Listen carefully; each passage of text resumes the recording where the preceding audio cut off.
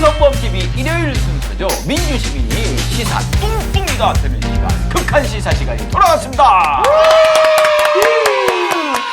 우리 김성애 대변인님이 오늘따라 웃음이 해맑으세요. 예, 제 입만 웃는 남자 김성애입니다. 아니, 눈도 웃기 시작한 것 같은데. 그러니까 여기 오면서 약간 근육이 좀 릴렉스해지는 것 같아요. 강성범 TV에서. 그렇죠. 일주일 방송 동안 여기 말고 웃을 데가 없어요. 그러니까.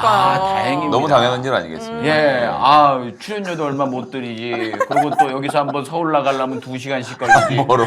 약간 체감은 북한 개성공도 오는 느낌이거든요. 계속 직진하면 약간 개성 나오잖아요. 강변북로. 우리 개성 얘기 잠깐 할까요? 네, 뭐요? 불과 얼마 전까지만 해도 네. 노무현 대통령 때 개성공단 운영하고 이럴 때요. 네. 일주일에 10만 명의 노동자들이 광화문에서 통근버스 타고 개성을 왔다 갔다 했었어요. 우리나라 사람들 그럼요. 예. 음. 그러니까 이제 월요일 갔다 토요일에 퇴근하고 이런 식이었는데 어쨌든 광화문에서 통근버스가 개성으로 다니던 때가 불과 몇 년 전이었습니다. 지금도 이렇게 됐지만 그런 날이 다시 오지 않을까요? 곧 올 겁니다. 네, 와야죠, 뭐. 네. 그러기 위해서는 우리 김성애 대변인님 같은 이제 좀 젊은 생각을 가지신 분들이 네. 그 젊은 그 정치를 하시려고 하는 분들이 네. 많이 여의도로 가셔야 될 텐데. 요즘 노안이 오셔서 지금 앞을 잘 못 보시는데 젊은 유통, 거 많. 유통기한 얼마 안 남았거든. 빨리 보내야 돼. 이번에 안 되면 진짜 중진 나이 돼요. 너무 웃기는 게 지금 이제 젊은 정치를 조절할 수가 없으니까 젊은 생각을 가진 사람, 젊은 정치를 하는 사람, 나도 양심. 늙어만 가고 있습니다. 가만히 있어봐요. 지금 요즘 그 민주당하고 열린민주당하고 네. 통합 논의를 하고 있잖아요. 네네. 근데 한간에 들려오는 얘기로는 만약에 통합이 되면 김성애 우리 대변인님은 어디 거취가? 애매해질 것이다. 아. 왜냐하면은 민주당 안에 김성애 의원을 안 좋아하는 사람들이 꽤 있을 것이다. 뭐 이런 그래요? 얘기가 돕니다. 본인은 어떻게 생각하세요? 꽤 안 좋아하는 사람 꽤 있는 건 사실이고요. 그렇죠. 뭐 근데 크게 상관은 없습니다. 제가 뭐 제 힘으로 하는 거지 남이 뭘 도와줘서 하는 것도 아니고. 네. 제가 민주당 들어가면 뭐 지금은 열린민주당 대변이지만 들어가면 그냥 아무것도 아닌 사람이 되겠지만 그럼 뭐 그렇지. 그거대로 헤쳐가면 되니까요. 강성범 TV에서만 안 잘리면 되지 뭐. 그래요. 저는 알겠습니다. 저는 뭐 챙겨드릴게요. 민주당에서 안 챙겨줘도 네. 제가 우리 성희 형님은 챙겨드리도록 하겠습니다. 네. 사실 애매한 게 하나 있어요. 다른 건 다 괜찮은데, 네. 이거 이제 농담으로 하는 얘기입니다. 네. 농담으로. 다른 게 다 괜찮은 네. 것이 아닌데, 뭐 이거 좀 합당 얘기가 좀 불편해서 그렇게 하는데, 그건 확실한 건 있어요. 뭐요? 제가 이제 뉴스공장에 매주 금요일에 나가거든요. 네. 예, TBS. 소위 말하는 해뜰날 클럽이라는 코너인데, 알아요. 해뜰날. 예, 네. 각 정당의 선거 떨어진 사람들끼리 모여서 아웅다웅하는 프로그램인데, 네. 각 정당이잖아요. 각 정당. 합당을 하면 한 사람밖에 못 나오게 되겠지. 오. 예. 아하. 그런 상황입니다. 아. 근데 거기 이제 지금 민주당 대표로 누가 나와요? 박진영 부대변인이 나오거든요. 예. 근데 박진영, 저 이동영 셋이서 네. 최근에 책을 한 권 썼습니다. 압니다. 예, 그래서 곧 나온다면서요? 예, 그게 이제 월요일에 나오는데 네. 이렇게 셋은 사이가 되게 좋아야 되는데 이제 한 네. 자리를 놓고 쟁탈전이 벌어지는 아. 상황이 되겠죠. 싸워서 이기세요. 아니 제가 안 나가야죠. 상관없습니다, 그것도. 하지만 이제 더 중요한 것은 열린민주당으로서의 정체성 어떻게 잘 지키고 정치를 해갈 것인가가 더 중요한 문제라고 봐서요. 그리고 당장 합당이 되는 것도 아니고. 그렇죠. 그건 뭐 당원의 의견을 따라야 되는 거니까. 당원의 의견을 따르기 전에 민주당이 진짜로 정치를 혁신할 생각이 있는지 이걸 먼저 확인하는 게 순서기 때문에. 없으면 안 하는 게 맞아요. 예. 그냥 없으면 못 해요. 그러니까요. 내가 하자고 혹은 당 대표가 하자고 누가 하자고 할 수 있는 게 아니고. 그럼 열린민주당의 당원들이 열린민주당을 창당할 때 그 마음, 그 정신이 민주당 안에서도 구현이 될 것인가 지금 팔짱 끼고 지켜보고 계시거든요. 네. 그런 부분에 대해서 좀 확실한 이야기들을 서로 나눠야 될 거라고 봐서요. 저 TBS 입성했거든요. 지난주에. 뭘로요? 퀴즈타머이라고 오창석 씨랑 고정으로. 김태진 씨 게스트 불러서 게스트로? 나갔는데 이게 총 조회수의 10배 이상이 터진 거예요. 제가 나가고 나서. 오윤회 때문에. 그건 아닌 것 같은데. 아니, 오윤회 때문이지. 예. 근데 다음 주에 또 나와달라고 작가님들이. 허봐. 그래서 저는 TBS 입성을 은근히 기다렸거든요. 왜냐면 오세훈 시장님이 여기 예산을 줄였다고 해가지고 나는 TBS 평소에 듣지도 않는데 왜 줄이지 그때부터 궁금한 거예요. 이 TBS가. 그래서 TBS를 보니까 되게 프로그램도 좋고 많더라고요.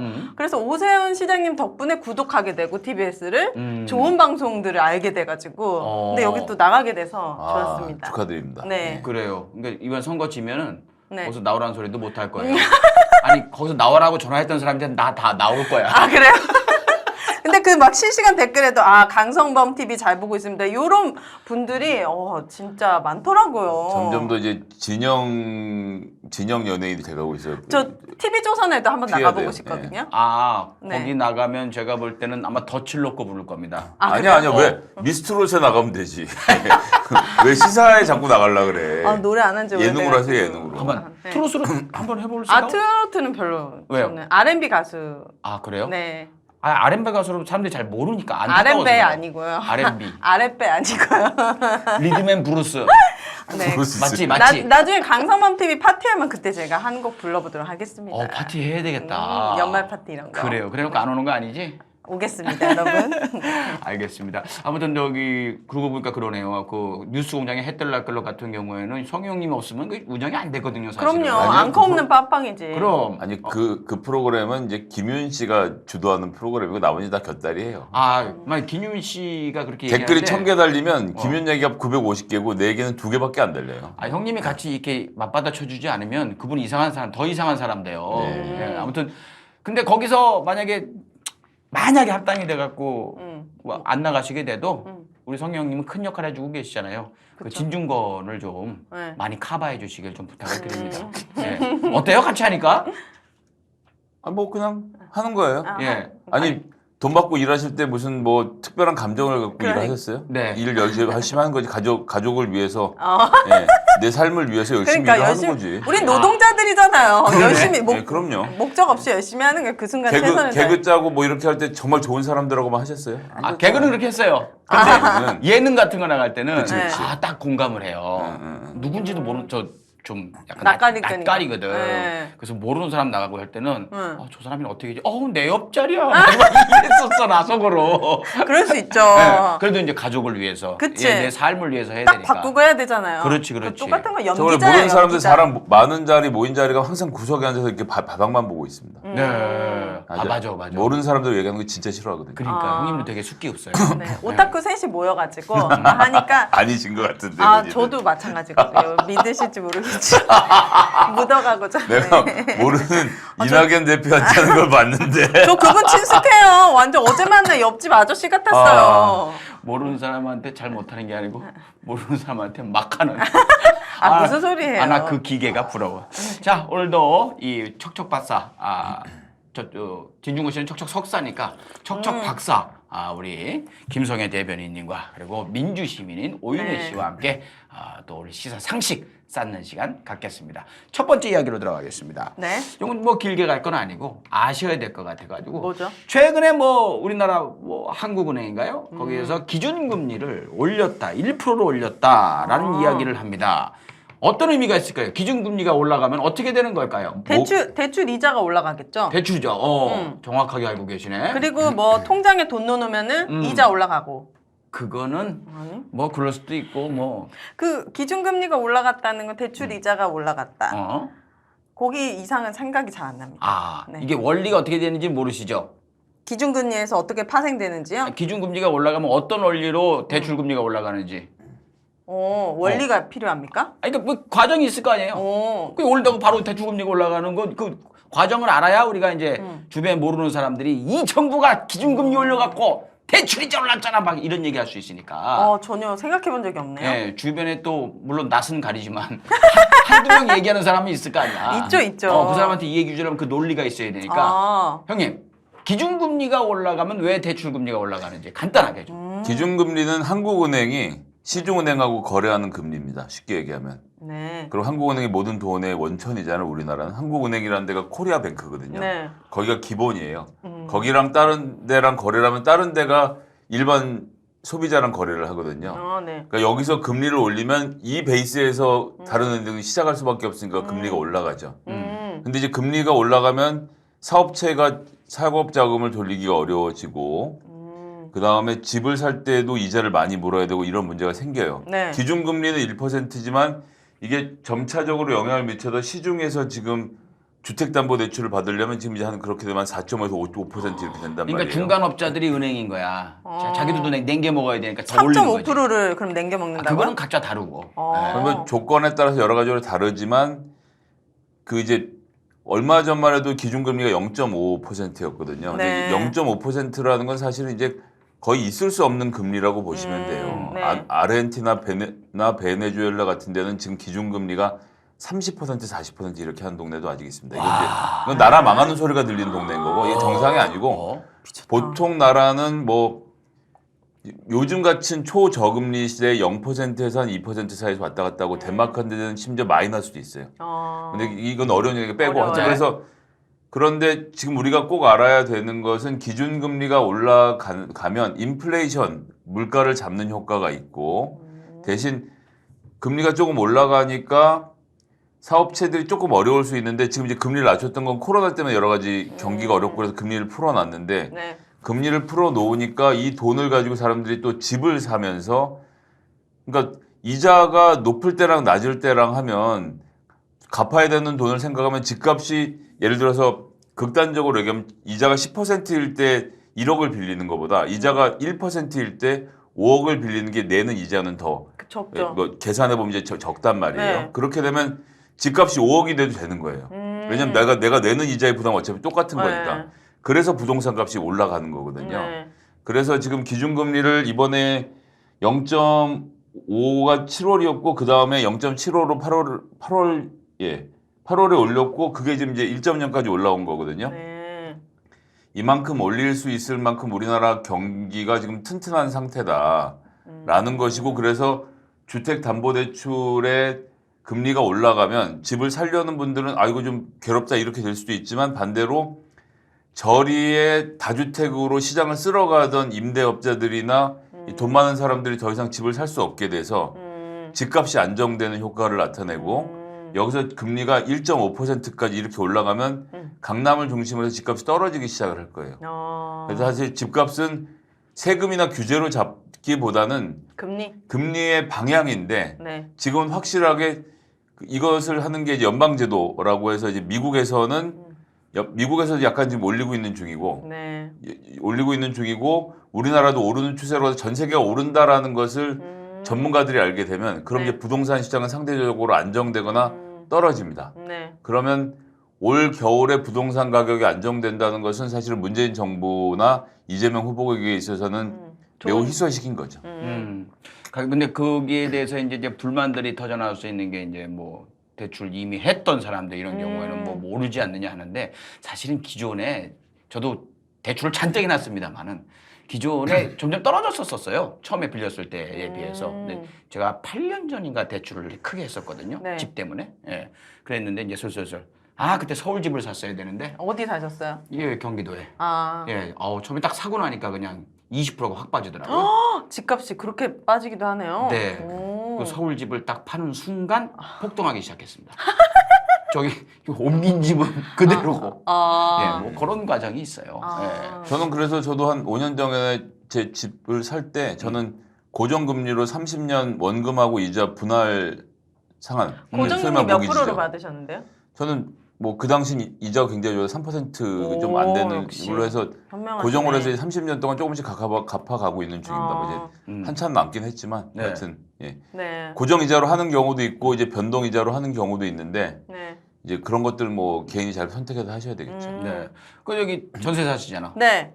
저는 그래서 사실 제가 2년 연속으로 지금 KBS 경제쇼 플러스 나가면서 이런 부동산 동향에 대한 많이 듣거든요. 그래서 앞으로는 미국도 그 제롬 파월 그 사람이 예. 내년 3분기쯤에서 금리를 올릴 가능성이 높다 하면서 이제 집값에 대한 얘기 많이 하시더라고요. 그래서 저는 다들 현금 모아라. 너 주식에 몇 프로 투자하고 있냐. 그래서 저는 제 재산의 90%를 주식에 투자하고 있다니까. 그렇게 말아먹고도. 그 사람이 눈이 이렇게 박사님이 눈이 이렇게 커지시면서 윤혜 씨 그러면 안 된다. 지금은 그럴 때가 아니다. 해서 당장 이제 내일 다 팔 생각입니다. 내일? 주식. 네, 주말이네요. 지금 팔면 어떻게 돼요? 지금 팔면은 지금 마이너스 한 2% 정도 되거든요. 괜찮네. 그래서 뭐 네. 예. 저는 팔지도 못해요. 주식 사는 거 있는데. 정지가 됐더라고. 예. 예, 아무튼 뭐 그런 상황입니다. 자, 그러니까 쉽게 설명을 하면은 기준 금리가 올랐다는 거는 한국은행에서 금리를 올리면서 시중에 있는 돈이 막 돌아다니지 않게 약간 묶는 개념이 있어서 사람들이 마음껏 돈을 막 해갖고 집값을 서로 경쟁적으로 사지 않게 하려는 효과가 있다. 그 외에도 여러 가지 무언가들이 있지만 거기까지 설명하면 아마 내일까지 얘기해야 되니까 여기까지 이야기를 하겠다. 네. 그렇게 정리를 하겠습니다. 두 번째 순서. 두 번째. 오윤혜. 이것 좀 알려줘봐요. 네. 자, 우리 첫 번째 뭐였죠? 우리 오윤혜 씨가 보내주신 궁금한 거 요겁니다. 우리나라 보유세는 OECD 평균과 비교하면 어떤지 사실 보유세뿐만 아니라 좀 다른 세금들도 좀 궁금했거든요. 예. 이게 세금이 또 복지랑도 연관되는 건데 또 세금을 걷는 것에 비해서 우리나라 복지는 어떤지 오케이. 아니면은 뭐 더 원하는 복지를 위해서는 어떤 부분에서 증세가 가능한지. 그럼 이거부터 여쭤볼게요. 네. 보유세라는 게 뭐하고 뭐를 합쳐갖고 보유세라고 하죠? 뭐랑 뭐를 합치냐고요? 보유세는 자기가 갖고 있는 거에 대해 세금을 내는 거잖아요. 네. 그렇다면 보유세는 두 가지예요. 두 가지가 있어요. 뭐야? 뭐 두 가지가 있다. 자동차 집. 자동차 집. 자동차도 될 수는 있겠다. 자동차세 내잖아 예. 우리. 재산세. 재산세. 예. 거기다가 최근에 언론들이 막 띄우고 있는 종부세? 종부세. 종합 부동산 세금인가? 그렇죠. 그걸 합쳐가지고 이제 보유세다라고 이야기를 하는데 그렇군요.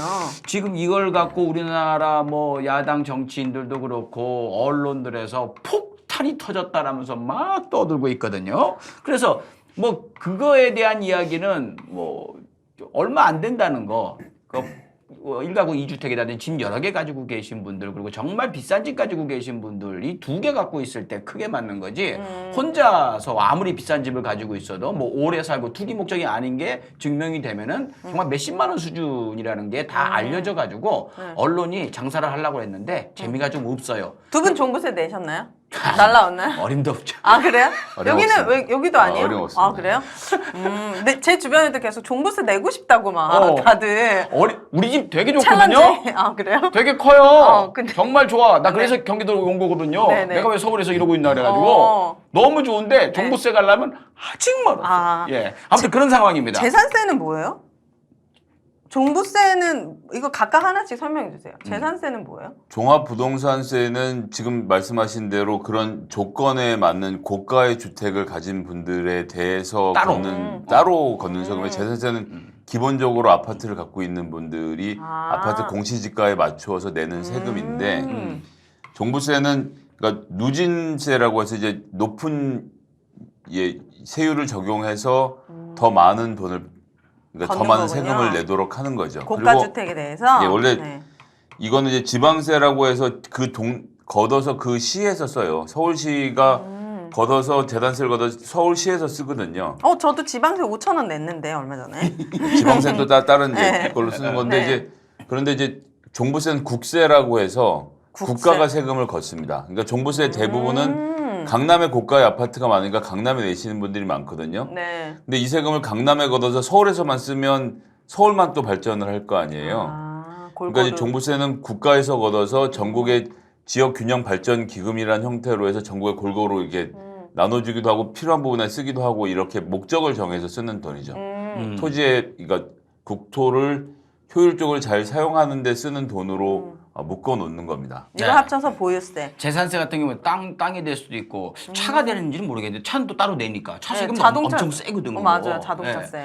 아무튼 그러니까 재산세 같은 경우에는 뭐 거두면 그 지역에서 뭐 도로 깔고 뭐 가로등 고치고 막 이런 걸로 지방세구나. 쓰는 건데 네. 종부세는 걷어가지고 이게 낙수 효과라고 하죠. 뭐예요? 낙수 떨어지는 거 위에서 아래로. 그렇지. 더 많이 가진 사람들이 세금을 좀 더 내면은 저 지방까지도 이렇게 골고루 퍼질 수 있는 모세혈관까지 퍼질 수 있는 그런 성격의. 지방세 내주신 분은 참 고마우신 분들이시고 그래 뭐 지방세를 가지고 사실 이게 싸울 문제는 아니라고 생각을 하고요. 네. 근데 언론에서 이렇게 죄송합니다.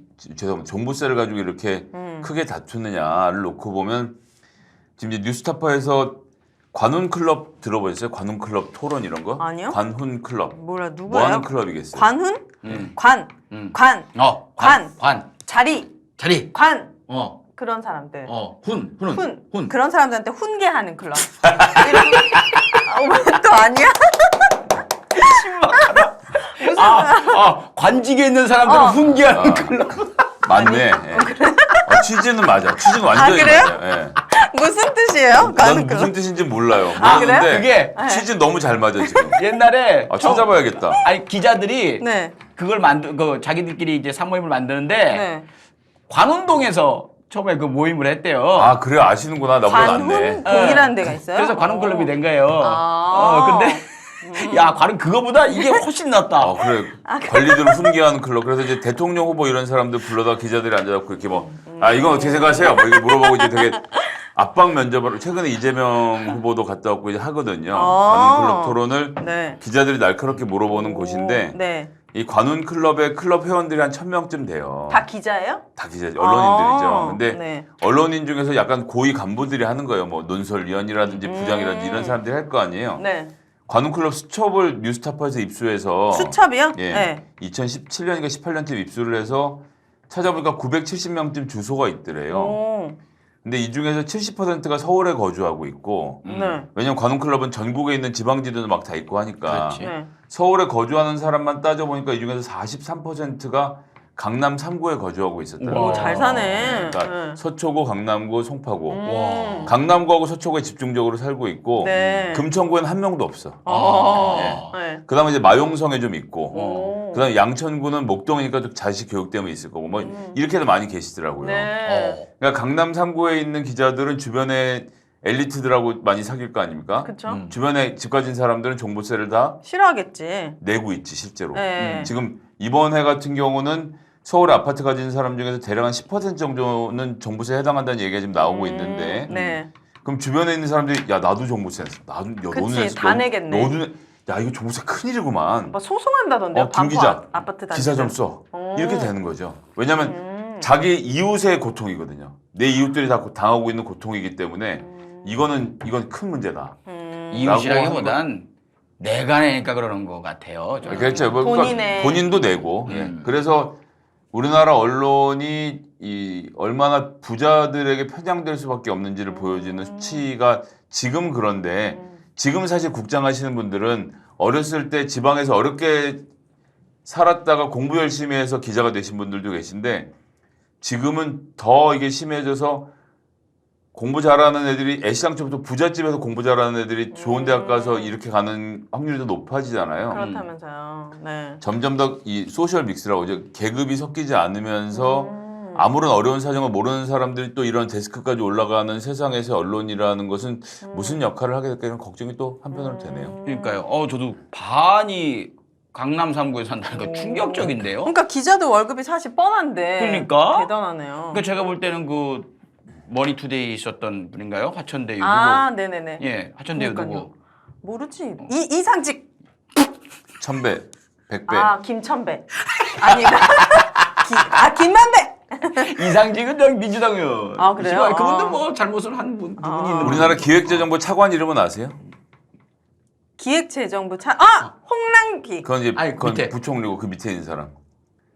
그 밑에요? 네, 그다음 이름 재밌어. 아버지가 이 씨야. 아버지가 이 씨인데 네. 우리 아들은 부자가 됐으면 좋겠다. 이렇게 한 건 농담입니다. 아. 그렇게 생각하고 지었을 이름일 것 같아요. 아, 그래요? 재밌어요. 성이 이 씨야. 아, 그래요? 예. 부자가 됐으면 좋겠다.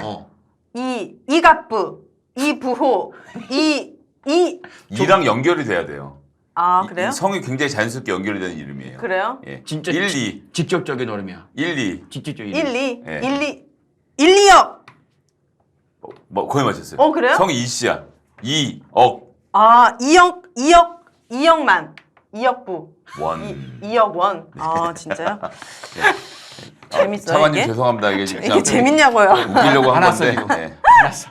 아니, 그래서 우리나라 세율이 OECD 기준 뭐 많이 내는 거예요? 적게 근데 이제 내는 거예요? 보유세를 놓고 보면 보유세. 보유세를 놓고 보면 우리나라가 지금 여러 가지로 분석해 봤을 때 0.16% 정도 내요. 아, 네.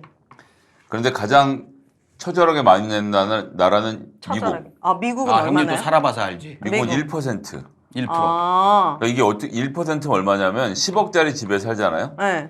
그러면 1년에 세금이 1,000만 원인 거예요. 매달 100만 원. 아, 10억. 10억짜리 아파트면 매달 100만 원씩 세금을 내야 돼요. 그리고 아무 불만 없이 내고 살아요. 오. 근데 지금 강남에 25억짜리 아파트를 만약에 60세가 70세 이상 아주 어르신이 네. 10년 이상 살면 25억짜리 아파트 세금이 한 25만 원 나온대요. 근데 우리나라가요? 예. 어. 미국 같으면 1%면 얼마야?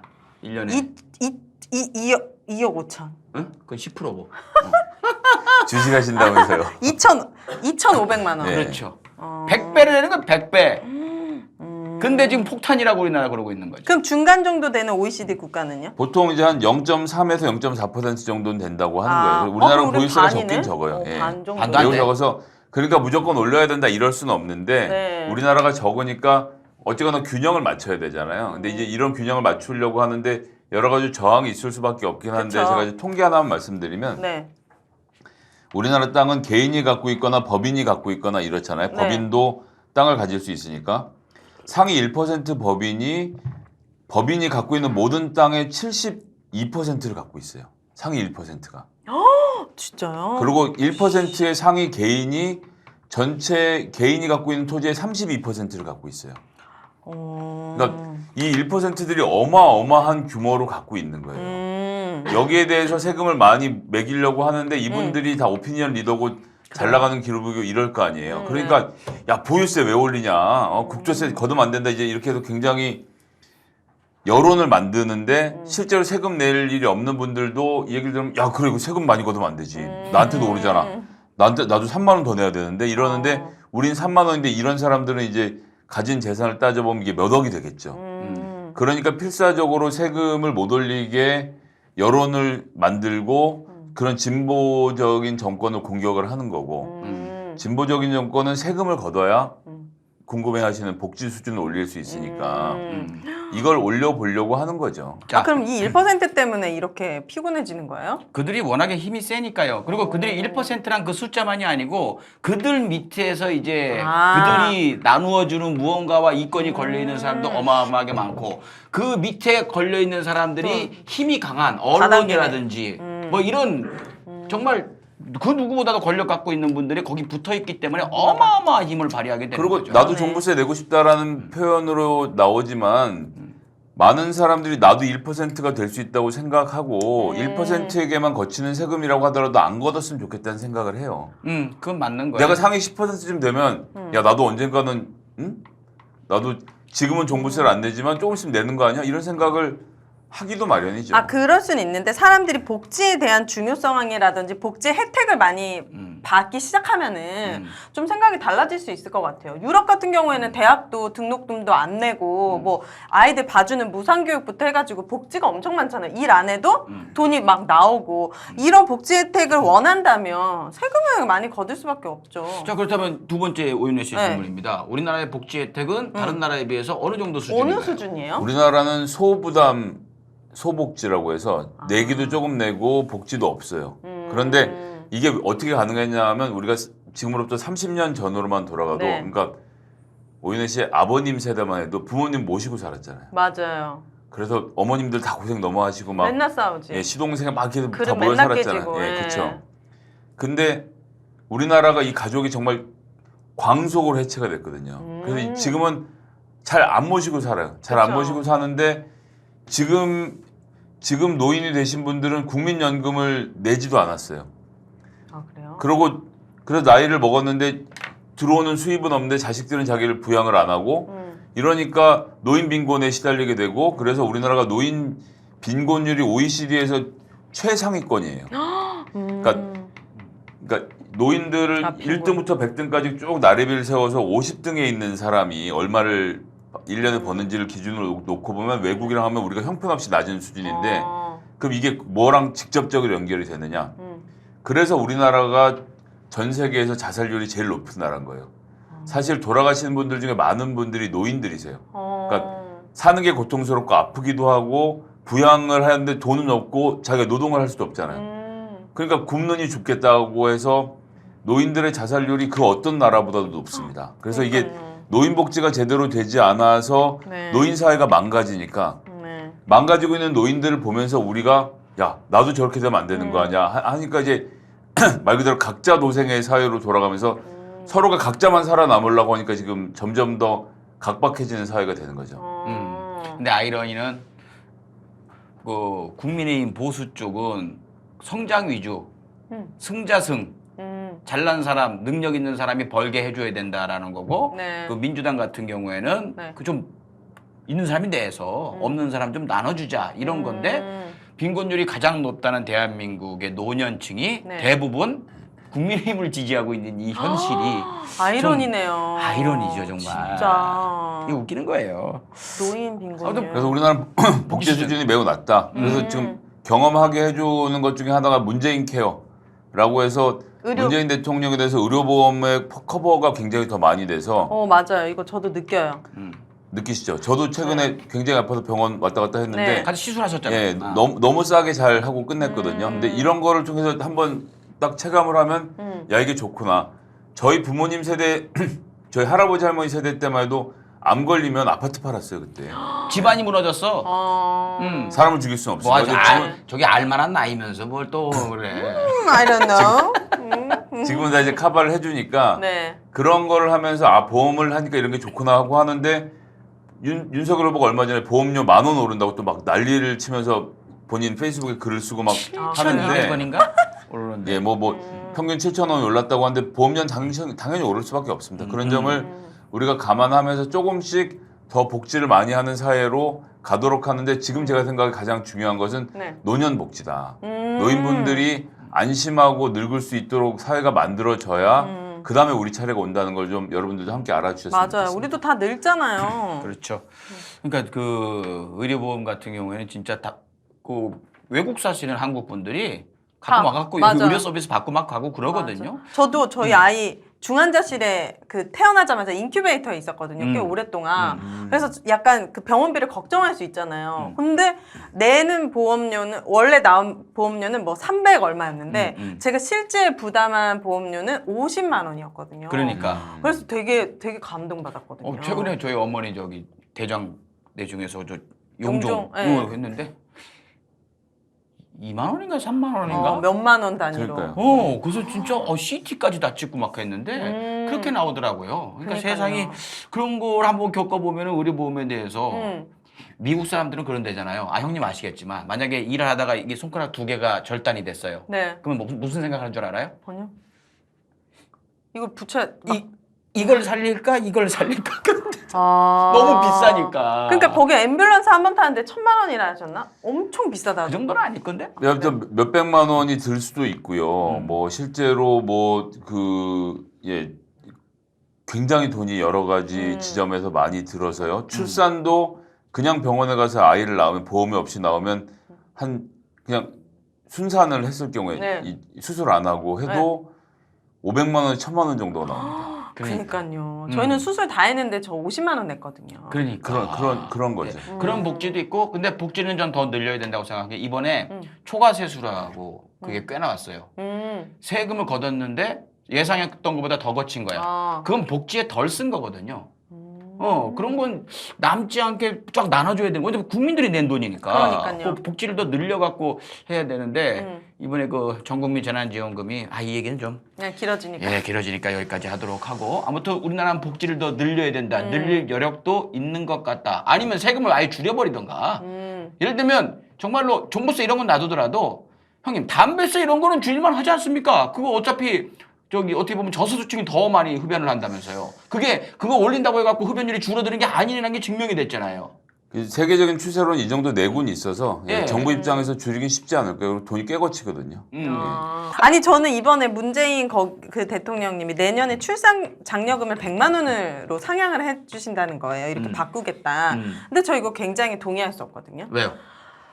아기 낳는다고 돈 뭐 1,000만 원 주는 것보다 그냥 아기는 낳는 순간 시작이잖아요.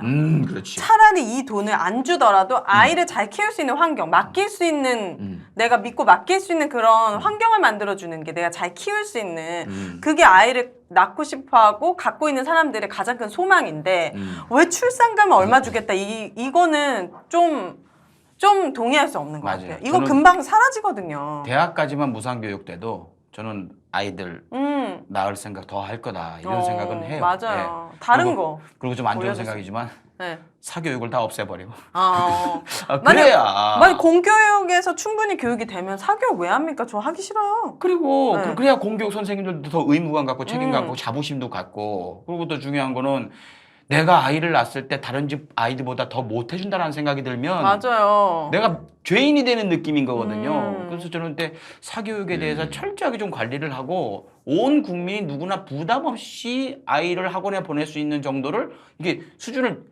상한선을 딱 못을 박아놓으면 그래도 낫지 않을까라는 그런 생각을 해봅니다. 예, 저도 다 애 키워봤으니까요. 네. 애 계속 키우시는 중이잖아요. 아 그렇죠. 네, 한참 클 나이인데 왜 이런 다 키운 것처럼. 저희 사모님만 굉장히 힘들어 보이시고. 아니요 그렇지 않습니다. 아, 집에 애를 3명 키우고 네. 있는 것 같은 기분이 든다고 말씀하시더라고요. 네, 땀이 나지? 제가 우리 저기 와이프한테 집에서 엄마라고 부르긴 하는데 문자가 하나 껴있는 것 같네요. 술, 담배 하는. 아, 네. 속세기를 네. 아, 맨날 살 빠지게 하는 맨날 뉴스에 나오는.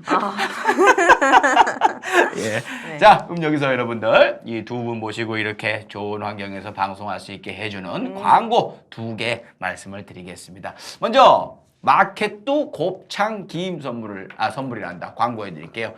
이 마켓도 곱창김이 왜 그 영양가도 영양가지만 네. 왜 더 대접을 받냐면 물론 좀 오도독 씹히는 그 식감이 다른 김하고는 차원이 다르기 때문에 다른 김은 재서 먹어야지 그 사실은 참기름 맛으로 먹는 거거든요. 네. 근데 이거는 이 자체의 맛으로 맛있기 때문에 그냥 불에다 살짝 구워 갖고 간장 찍어 먹고 이렇게 되는 거거든요. 진짜 맛있겠다. 네.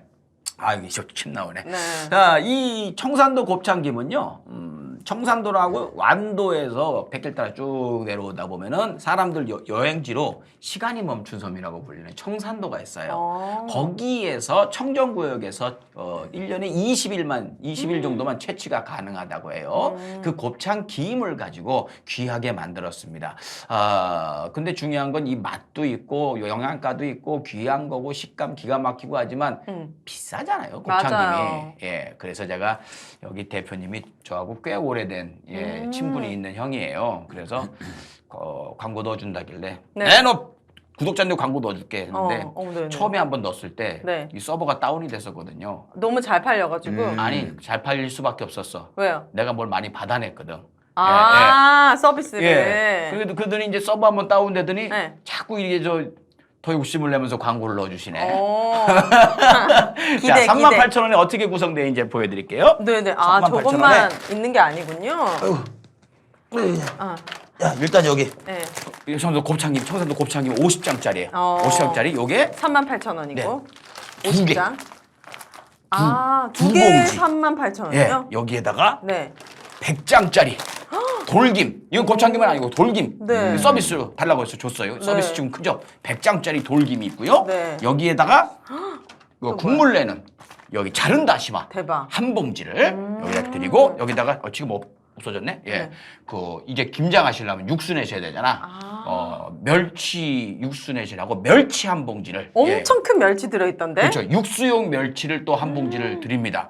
이렇게 해가지고 구성을 했어요. 아니 그렇게 하고 광고비도 받았어요? 그럼요.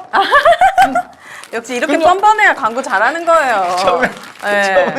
너무 좋네요, 구성이. 38,000원에. 갈치 아닙니까 갈치? 아니, 처음에 제가 이렇게 하니까 네. 야 이러면 남는 거 없어. 그러니까. 근데 솔직히 남는 거 있어 없어요? 2,000원 남아. 아, 어떡해. 여러분, 곱창도, 그래서 제가 마켓도, 한번 이제 손님이 되면 그 다음번에 네. 또 사시라고 첫 번을 그냥 공짜로 다 드리는 거군요. 그거예요. 네. 자기 회원 가입 많았으면 좋겠다고. 그러니까 거기 제품이 여러 가지가 있거든요. 그러니까 자기가 이제 고정 그 단골이 더 늘어났으면 좋겠다. 처음에 팬심으로 넣는다고 하더니 네. 자꾸 그런 걸 얘기해달라고 그럼요, 자꾸 툭툭 그럼요. 치더라고. 아, 그럼요. 예. 아무튼 마켓도 곱창김 이 김 품질은 제가 얘기해서 보증이 되는 게 아니고 여기 마켓도 제품이요. 코레일 유통하고 농협에도 들어가는 제품입니다. 거기서 웬만하면 검증 안 되면 안 들어가잖아요. 맞아요. 검증된 제품이고 저하고 친한 형이라니까 그냥 설렁설렁한 줄 아시는데 진짜 제대로 양심 검증된. 가지고 네. 철학을 가지고 만드시는 분이고 또 강성범 TV 구독자이십니다. 여러분들 검색창에 마켓도 치시면요. 그 홈페이지 상단 왼쪽 위에 네. 강성범 TV 이벤트라고 있어요. 거기 우리만 아는 거야. 클릭하시면 여기 그 이벤트 구성이 돼 있고 그리고 전에 했었던 전복 이벤트도 있어요. 전복도 2만씩이요. 오. 산소 포장해 갖고 와갖고 네. 하루가 지났는데도 이게 안 떨어져. 지들끼리 붙어. 너무 신선해가지고요. 아우 또 침 나오네. 네. 또 있으니까 검색창에 마켓도 치고 들어가시던가 네. 전복 사실 분들은 061에 721에 6088 721 6088로 전화 한번 해주시면 될 것 같습니다. 마켓도 곱창 김이었습니다. 네. 두 번째 광고는 강성범 TV의 든든한 기둥이시죠. 그러니까 우리 저 슈닉. 김성애 대변인님에게도 또 든든한. 거기는 이제 여기 가족 기업인 가족 기업이에요? 예, 다르구나. 거기는 이제 저기 이거 뭐지 힐로소피 아. 차고 여기는 이게 형제간인가 남매간인가 그럴 거예요. 그 부부가 이렇게 사업을 네네네. 하는데 그 집안 전체가 다 민주. 진짜 뜨거운 사람들이에요. 예, 그래서 양심 가지고 만드는 제품입니다. 휴닉 베지포유인데요. 이게 견과음료입니다. 맷돌 방식으로 여러분들이 좋아하시는 그리고 또 비싸고 유명하다고 그거들은 이 마카다미아, 피칸, 호두, 아몬드, 뭐 크랜베리 이런 거 다 들어갔어요. 에이씨 노안이 와갖고 안 돼. 대추야자 이런 것들 막 들어가 있는데 중요한 건 시중에 있는 거는 네. 입에 쫙 붙는 게 많죠. 왜냐하면 그게 이제 감미료라든지 네. 이제 그 맛 그리고 시각적으로도 좀 이제 사람들 맛있어 보이게 하는 그런 합성 첨가물 뭐 그게 꼭 나쁘다고 하진 않겠습니다. 그런 것들이 많이 들어가 있거든요. 근데 여기에는 단 하나도 합성 첨가물을 넣지를 않았어요. 휴닉 제품이 다 그렇습니다. 베지어토도 그렇고 베지포유도 그렇고요. 네. 이게 가격이 두 박스 사면 한 박스를 더 주든가 그래요. 예, 그래가지고 그렇게 할인을 받으면 네. 요거 한 봉당 1,000원 조금 넘어가요. 다른 거에 비해서 뭐 싸진 않지만 비싸지도 않죠. 근데 성분이라든지 함량, 이 같은 함량의 다른 대기업 제품에 비해서 견과류 함량이 4배가 들어가 그리고 있습니다. 식물성 음료라는 게 전 너무 마음에 들어요. 그렇죠. 네. 그러니까 저 동물성 단백질 전혀 쓰지 않고 하나하나까지 다 그 콩을 이용해가지고 식물성으로 베이스를 하고 그 위에다가 맷돌 방식으로 견과류를 갈아 넣었기 때문에 네. 드실 때 잘 흔들어 드셔야 돼요. 왜 유화제인가? 그걸 넣어야지 이게 다 섞여 있다는 항상. 네. 근데 이거는 그거 안 넣기 때문에 이렇게 흔들어 갖고 드시면 맞아요. 좋다. 좀 배고프신 분. 저요. 그래요? 그럼 저하고 둘이 먹죠. 아. 네. 송희 형님은 손 안 들었으니까. 아니, 손에 아니. 두 개를 들고 한 사람 저희한테 내가 뭐라고 아니 근데 가만히 제가 있어요. 우리 아니, 대변인님한테 양보할게요. 주세요. 저 요즘 다이어트 중이어가지고. 저 끝나고 먹으면 돼요. 아니야, 저 예. 다이어트 중인데. 예. 그건 뭐 살찌는 것도 아니니까. 예. 그래요? 그래요. 아유. 여기서 나오는 그 가루 있잖아요. 베지어트. 그거 저희 아버님 당뇨신데 아침마다 드시거든요. 그럼 무가당으로 드시면 돼요. 그러니까 바로 그게 혈당 체크하시잖아요. 어. 근데 혈당이 안 올라간다고 너무 신기하고 든든하다고 하시더라고요. 그래서 진짜 며느리 잘 둬가지고 아버님이 호강하신다고 너무 만족하셨는데 아침에 좀 당뇨 걱정되시는 분들이나 좀 아침에 시간 없잖아요. 그런 분들 그 베지어터 그것도 베지어트? 되게 베지어트. 제가 광고하는 거 좀 아셔야지. 예. 여기다가 베지어트 타 드셔도 돼요. 예, 한 스푼 반. 예. 형이 맛 괜찮죠? 저는 너무 좋아해서 네. 아직도 놓고 잘 먹고 있습니다. 그래요. 자, 여러분 검색창에 휴닉 베지포유 아니면 휴닉만 치셔도 됩니다. 그리고 카카오톡 선물하기에도 입점이 되어 있습니다. 카카오톡 들어가기 쉽지 않은 거 아시죠? 예, 내가 그만큼 이게 제대로 된 거. 식사 대용으로는 아니지만 오후 3시 음료 저한테는 맞아. 3시에서 4시 사이에 허기질 때. 뭘 또 이렇게 빵 끊어 먹고 이러면 살찌잖아요. 관리하세요? 살 이런 거? 관리까지는 아니지만 3시에 빵 먹는 정도는 안 된다는 생각은 전 하고 새벽 살거든요. 2시에도 빵을 먹는데 그런 오후 3시에 빵 먹으면 왜 안 돼요? 네, 그래서 그래요? 그때 저기요. 저는 베지포유를 마십니다. 광고 시간이니까. 네. 휴닉을 드세요, 여러분. 네. 자, 휴닉 베지포유 검색창에 휴닉 치시던가 전화번호 010-7272-6717로 직접 전화하셔도 되겠습니다. 휴닉 베지포유였습니다. 광고 끝! 세 번째 이야기로 넘어가 보죠. 네. 요거는 이제 제가 이제 간단하게 할 얘기라서 네. 뭐 간단하게 할 얘기 없고 명쾌하게 얘기할 수 있는 이야기이기 때문에 제가 가지고 왔습니다. 손혜원 전 의원이 뭐 부동산 불법 투기니 뭐니 해가지고 언론에서 엄청나게 때려댔었죠. 그래서 뭐 몇십 채를 갖고 있다 알고 보니까 건물에 요만큼씩 쪼개 갖고 있는 걸 갖다가 그렇게 언론이 악질적으로 부풀려가지고 사람들에게 질타를 받게 하고 사람을 갖다가 나쁜 사람을 만들어 놓더니 2심에서 무죄가 났습니다. 아. 언론에서는 그런데 어떻게 났냐면 손혜원 2심도 유죄, 벌금 1,000만 원 이렇게 났단 말이에요. 근데 언론이 직접 때렸던 건 부동산 투기를 했다는 거였어요. 아, 투기. 네, 그게 다 무죄가 났단 말이죠. 근데 뭐 조카한테 그걸 사줬다. 라는 게 그 유죄 취지로 판결이 나가지고 벌금이 났단 말이에요. 근데 더 웃긴 건 뭔지 알아요? 뭐요? 그 조카한테 사줬다 그랬잖아요. 네. 방송에서 나 여기 좋아갖고 이거 동생 보고 운영하라고 조카도 사주고 했어요. 이거를 방송에서 주구장창 얘기를 했던 내용인데 네. 그걸 갖다가 몰래 한 것 같이 이렇게 유죄가 났단 말입니다. 네. 자, 우리 성희영님이 정확하게 판단하실 것 같은데 손혜원 2심 무죄 이거 어떻게 봐야 되는 겁니까? 이제 부패 방지법과 네. 부동산 실명제법 위반 이렇게 두 가지 혐의로 재판을 받았습니다. 아, 그래요? 지금 이제 유죄 판결이 났던 부분 벌금 1,000만 원은 이 부동산 실명제법 실명제. 위반인데요. 실명제법은 증여세 등 포탈하는 것 때문에 세금, 그러니까 국세청에서 주로 다뤄서 보는 부분인데, 그러니까 이제 법원의 판단이 이런 거예요. 쉽게 말씀드리면 내가 7,200만 원이 있는데 네. 이 7,200만 원 부동산을 사는데 내 이름으로 사면 뭐 세금이나 이런저런 문제가 있을 것 같아서 내가 남의 명의로 사는 척 하려고 조카에게 7,200만 원을 주고 그 7,200만 원에 대한 증여세도 줘서 세금 내게 하고 조카 명의로 집을 사게 한 다음에 사실상 내가 소유하고 있었다. 이런 혐의를 받는 거예요.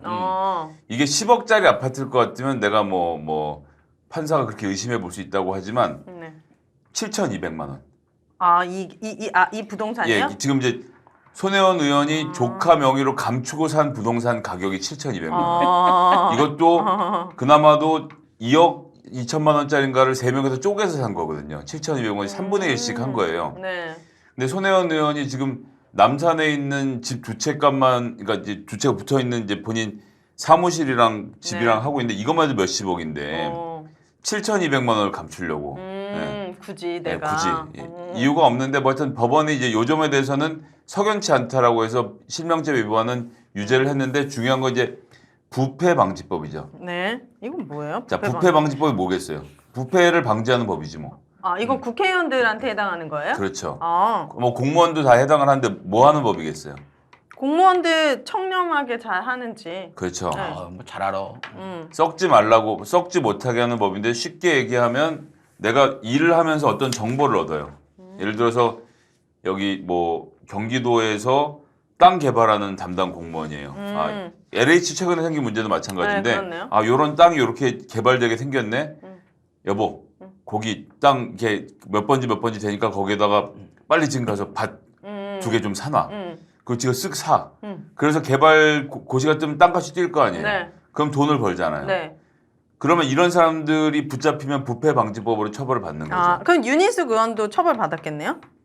이 사람도 아버님이. 그건 경우가 좀 다른 게 아버님도 뭐. 그러니까 양평- 아버님이 그냥 샀다 그러는 거니까. 그건 개발 정보를 받는지 안 받는지 재판을 해봐야 하는 거 아직 뭐 소송 걸리진 않았으니까. 근데 이제 소송이 안 걸렸어요. 손혜원 의원은 목포시청에서 준 자료를 보고 아 이거 땅값이 오르겠구나 생각을 해서 주변 부동산을 긁어 모았다가 이제 검찰이 제기한 혐의였는데 아, 그랬는데 이제 판사가 뭐라고 했냐면 손혜원 의원이 지금까지 쭉 공개적으로 활동해온 것을 보니 네.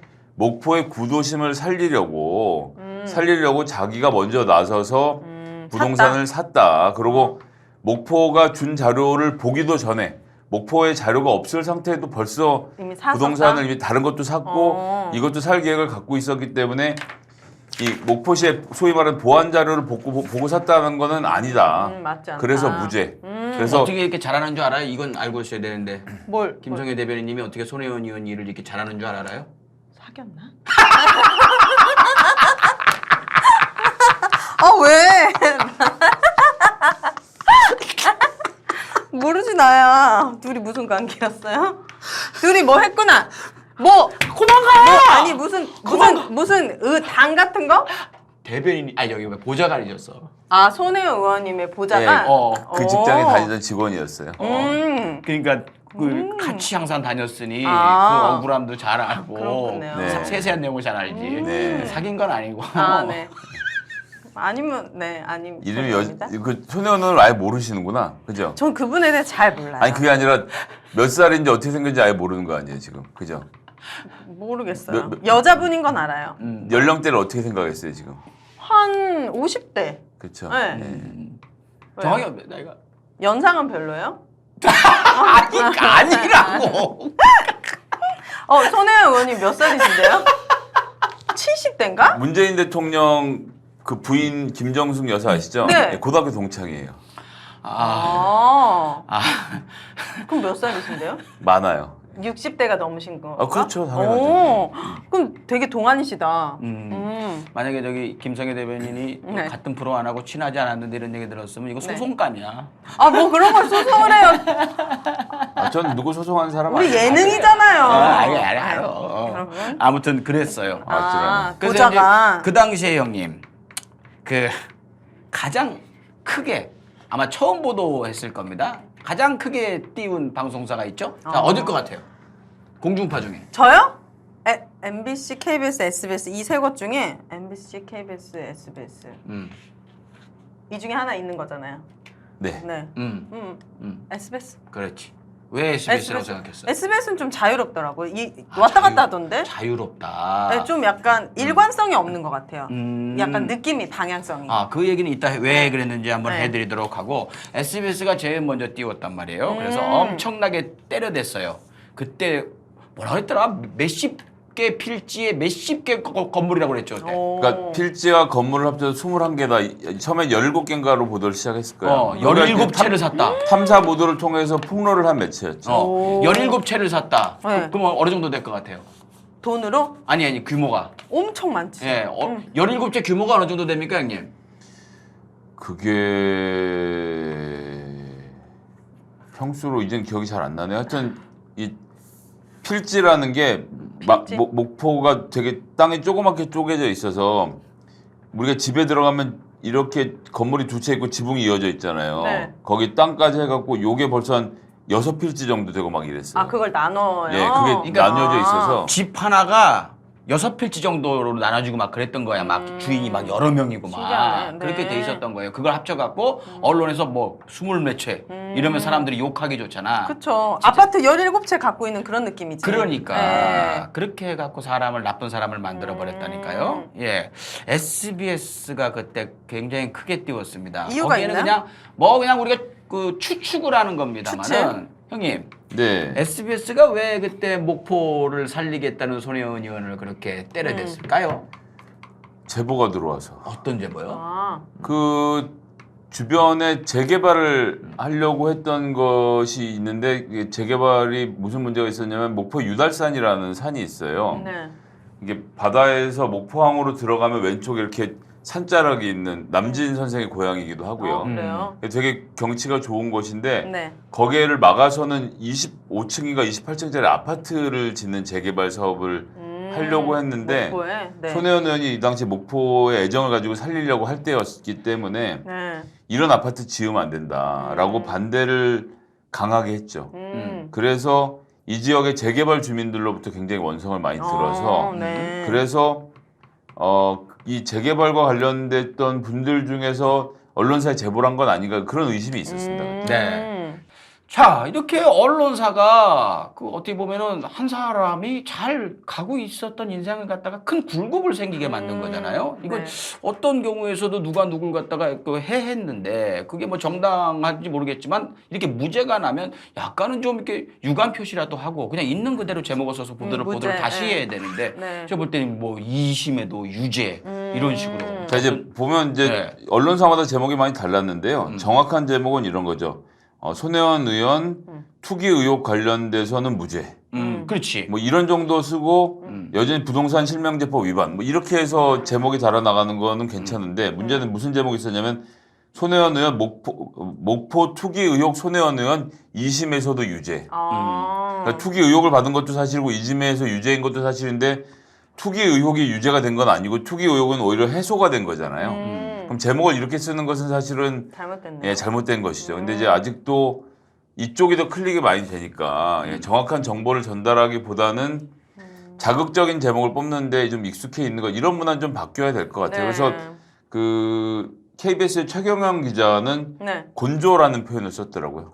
누가 곤조래요? 그러니까 언론사들이 곤조를 부리는 거다. 이게 일본말을 써가면서까지도 이게 하고 싶은 얘기는 고집을 피운다는 거예요. 자기들이 잘못했으면 아 깨끗하게 그렇구나라고 인정을 해야 되는데 그러지 않는다라는 점을 얘기하는 거고. 네. 제가 이제 딴 분들 못 보시면 이 사진 보시면 이거 뭐야? 이게 그 소위 말하는 그 폐창고예요. 이게 뭐예요? 21채 들어 있었다는 그 투기했다는 일부분인데 네. 기자들이 현장에 와서 그 건물을 보고 그 네. 오늘 무너져도 문제 없을 것처럼 생겼잖아요. 네, 네. 아이고 이거 투기 아니네라고 생각하고 많이 돌아갔죠. 여기 제가 앉아 있습니다. 이게 이 사람이 주인공이네. 예. 네. 주인공이야, 주인공. 아무튼 그랬습니다. 네. 그리고 SBS 같은 경우에는 이재명 지사의 뭐 조폭 연루소를 또 크게 띄우게 됐죠. 그것이 알고 싶다를 통해서. 근데 지금 계속 뭐 누구? 요즘 뭐 감옥 들어가 있는 그 사람 통해서도 계속 박철민. 예, 그거를 계속 띄우고 있고. 네. 글쎄요, 이게 나중에 어떻게 정확하게 판결이 될지 판가름이 날지 밝혀질지는 모르겠지만 네. 이게 자기들이 주장이 아니었을 때 그때는 좀 수긍을 하는 인정을 하는 근데 참 이게 비관적으로 생각이 드는 게 노무현 대통령이 극단적인 선택을 하셨을 때 네. 언론들이 크게 띄웠던 게 있어요. 뭐요? 무슨 시계? 밭두렁. 논두렁. 논두렁. 논두렁. 그것도 SBS가 제일 먼저. 진짜요? 이건 이제 검찰의 수사 결과에서 일부는 짜집기 위해서 국정원이 그 정보를 언론사에 제공한 것으로 지금 그렇게 보고 있습니다. 네. 작전을 짜갖고 논두렁에 시계를 던졌다 이렇게 하면은 사람들이 솔깃해갖고 네. 손가락질하기 좋으니까 네. 그렇게 해서 망신주기 결국에는 그럼 논두렁 시계는 없었던 거예요? 그 논두렁 시계를 만들어낸 말이에요. 그래갖고 흘린 거예요. 논두렁 시계란 게 없었어요. 논두렁에 시계를 던지신 게 그러니까 아니에요? 버린 게 아니에요? 그랬다던데 나는 검찰인지 국정원의 얘기를 갖다가 기자들이 받아고 그냥 써버린 거예요. 저는 아직까지 이렇게 알고 있었어요. 네. 그러니까 사람 다 던진 걸 지금도 알고 있잖아요. 네. 근데 사람들은 아이고 던졌어도 너무했어 검찰이 이 생각을 하는 건데 그게 실체가 없었다니까요. 그냥 이거에 대해서도 SBS는 사과 한마디 한 적이 없습니다. 없죠, 형님. 예, 제 기억으로도 없네요. 예, 그러니까 좀 언론들이 자기들이 뭔가 잘못했을 때는 나 같은 놈도 저기 잘못했다 싶으면 사과하는데 좀 이렇게 자기들이 공신력을 가지려면 실수했을 때 사과하는 모습도 좀 보였으면 좋겠다라는 생각에서 가지고 와봤습니다. 네.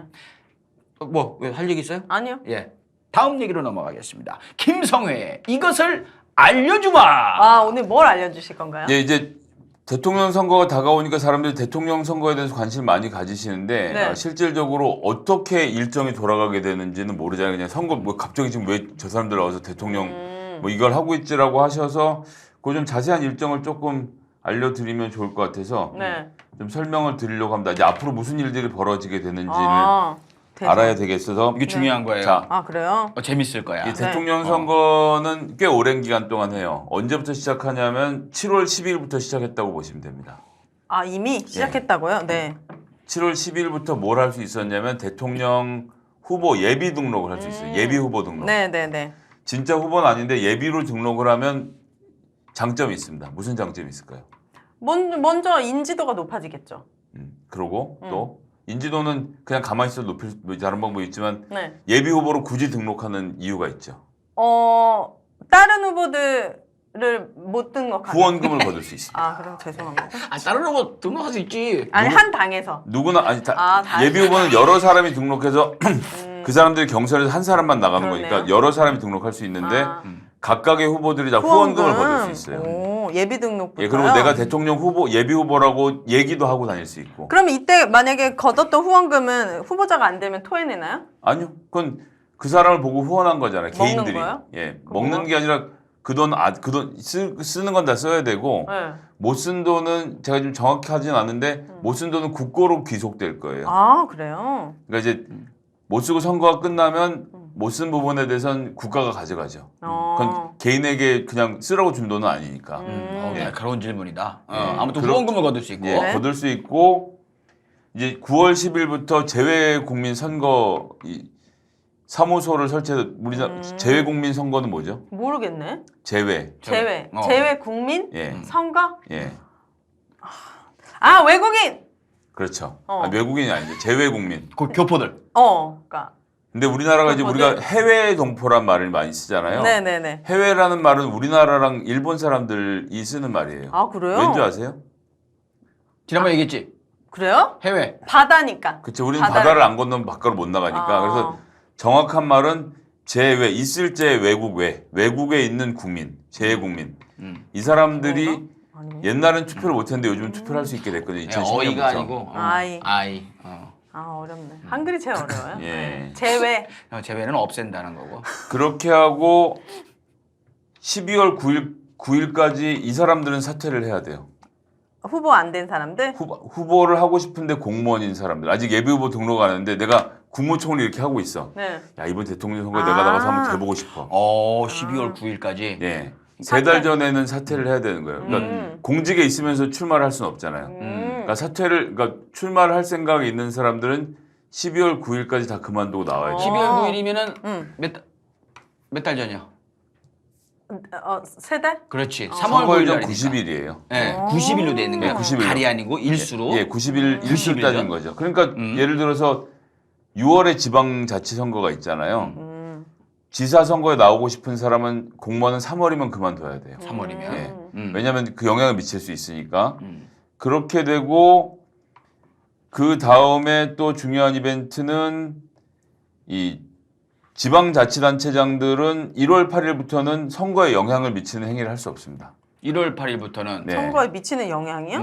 그러니까 예를 들어서 지금 현재 광주시장이 네. 이재명 지사를 좋아해.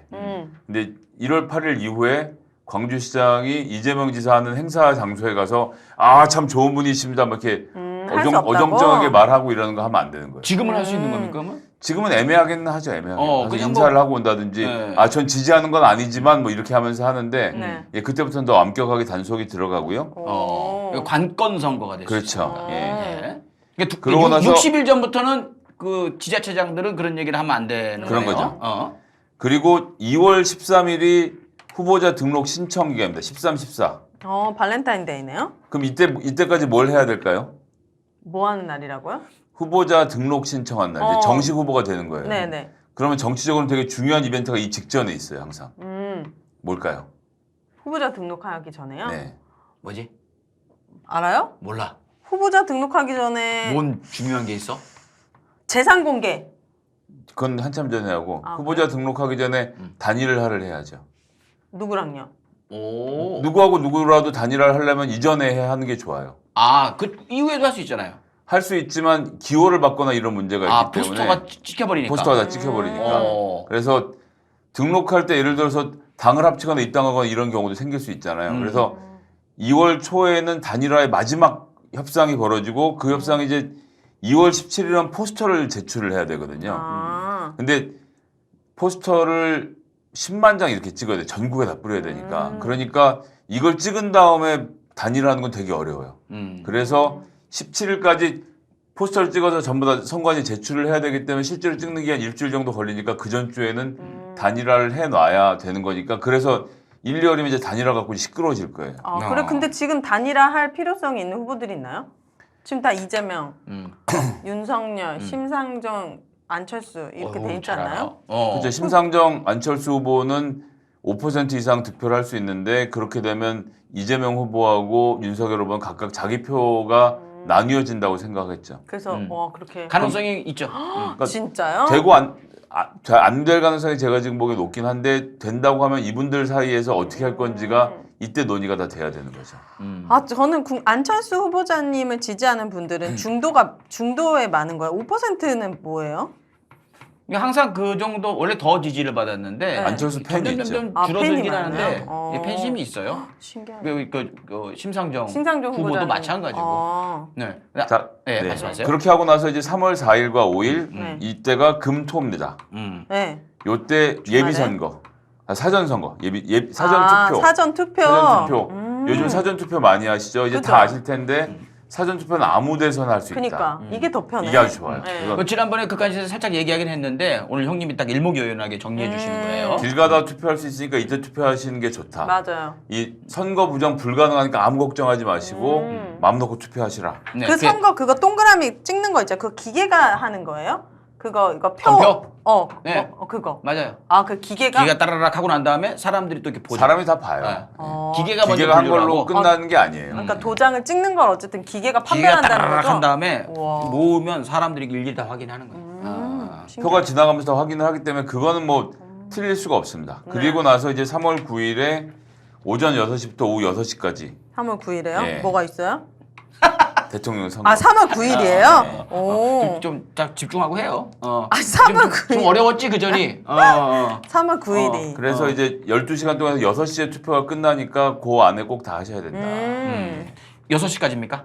6시에 해야 그 다음에 개표를 해서 그날 결과를 발표하니까. 6시까지? 저는 개표할 때 진짜 궁금했던 게 한 당률 제가 봤을 때 100%다 까보지도 않았는데 당선 확정 막 이렇게 뜨잖아요. 막 아직도 30-40%가 남았는데 네. 그건 어떤 수학적인 원리 때문에 그러는 거예요? 그럴 거예요. 형님, 저번 때 이쪽으로 몰표가 그러니까 여러 가지가 있는데 유력이 있고 당선 뭐 확실, 뭐 확정, 당선 막 이렇게 유력, 있는데 네. 확실은 잘 모르겠어요. 유력이야. 네. 아, 이 정도면 웬만하면 이긴다고. 확실은 뭔지 모르겠더라고요. 확실은 안 까보고 유권자가 어떻게 10만 명인데 네. 투표한 사람이 7만 명이잖아요. 네.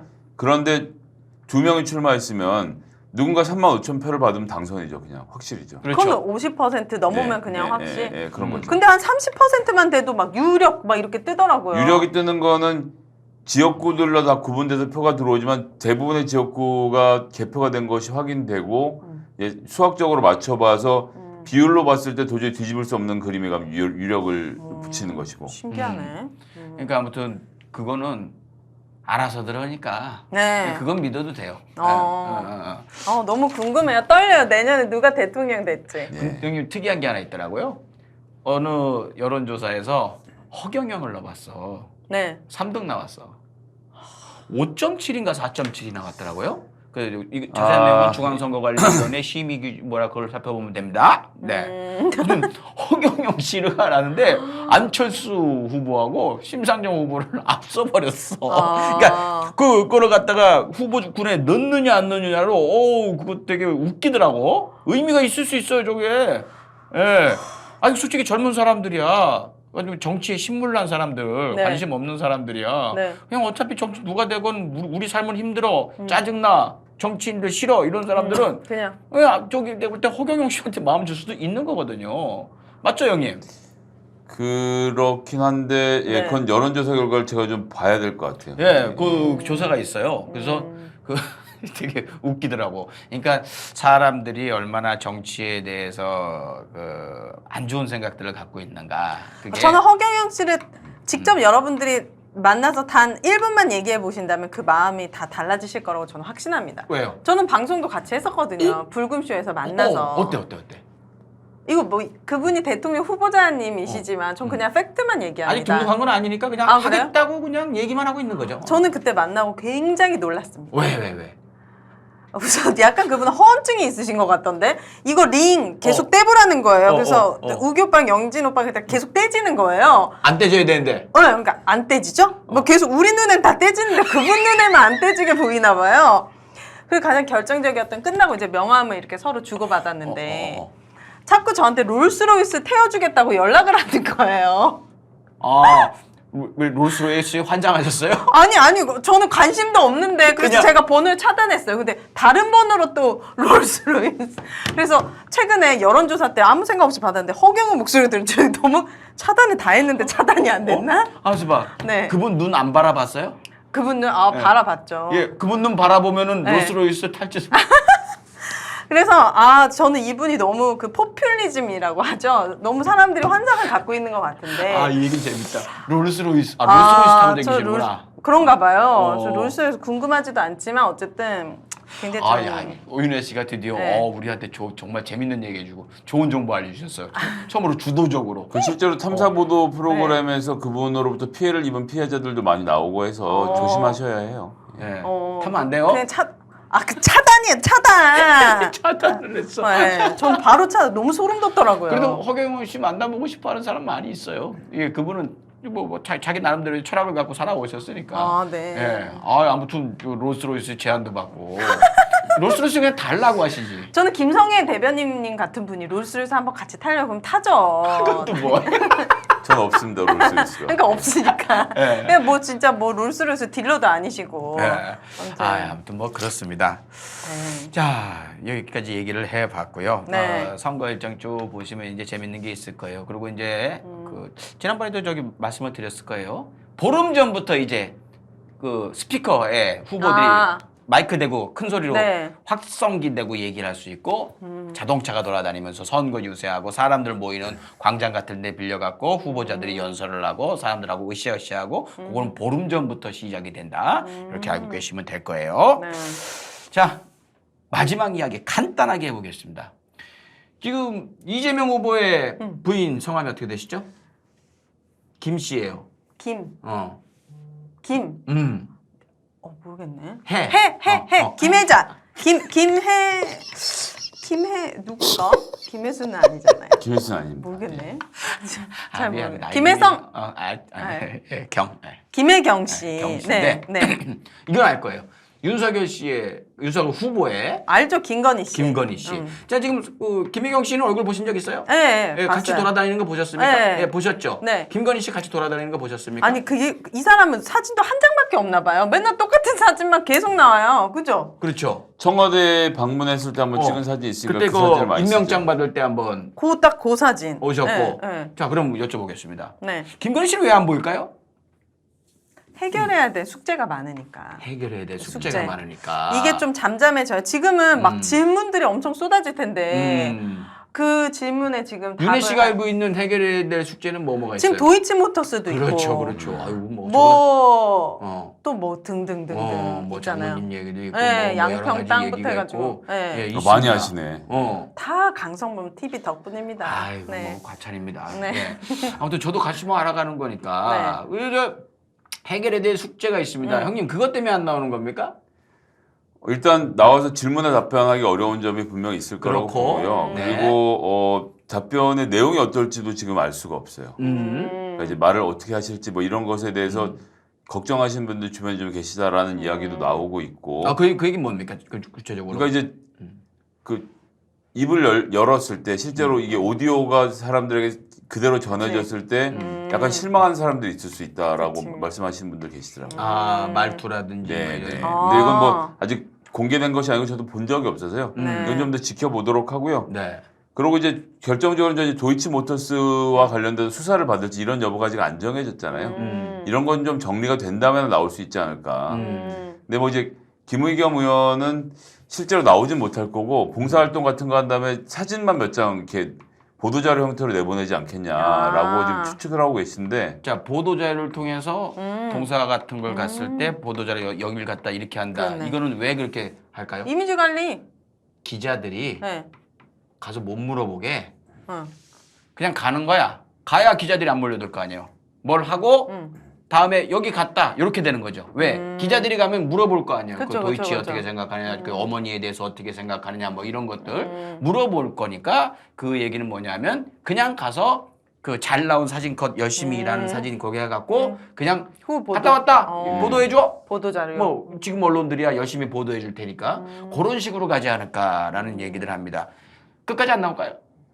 나와야죠. 나와야죠. 네, 그럴 수는 없을 것이고 이제 뭐 저는 조만간에 한번 어떤 형태로든 노출이 되지 않을까 생각하는데 어떤 형태가 될지 좀 지켜보죠. 뭐. 네, 알겠습니다. 최근에 저 같이 방송하는 홍사원 기자님이 또 시사기획 창인가? 홍성 거기서 기자님 유명하신 분인데? 저랑 매주 방송 같이 하거든요. 홍사원 진짜야. 경제쇼 플러스 1년 넘었습니다. 최경영 기자님이랑도 제가 1년 넘게 같이 방송했고. 근데 왜 모르냐한테?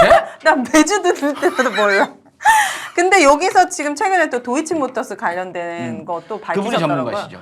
예. 그래서 어제 방송할 때 만났는데 계속 도리도리 흔들면서 쉽지 않겠어 대통령 도리도리 이렇게 여기까지 네. 하셨습니다. 뭐 열심히 하실 거고 막 이런 것 때문에 사실은 윤석열 후보가 되면 민주당에는 더 낫다 이 얘기들이 나왔던 거고 이제 슬슬 현실화가 될 겁니다. 근데 민주당 입장에서는 사실 요 약간 지는 걸로 쭉 가다가 네. 진실이 하나하나 나오면서 편안하게 가는 게 제일 좋겠죠. 지금 바뀌어버리면은 국민의힘에서 후보 바꿔버리면 어떡해요. 아 바꿀 수도 있어요?